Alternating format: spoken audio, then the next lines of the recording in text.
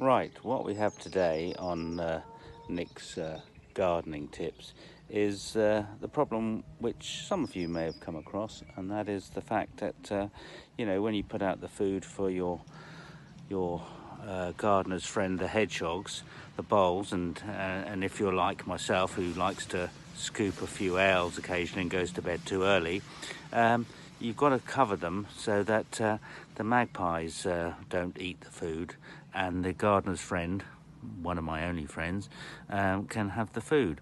Well, what we've done is we've made a box using old material, a load of old material, old wood, a bit of string. If you can just look at it, it's got a letterbox thing at this end here, if you see.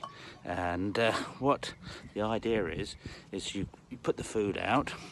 It's a semi-automatic feeder. The electric ones cost quite a bit of money.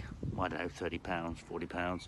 But if you have a wife, it's a semi-automatic. So when you're in bed, then about 9 o'clock or when the sun's down, she can get this string, which I've attached, pull it from the house without having to go out in the garden, and there you are, all sorted.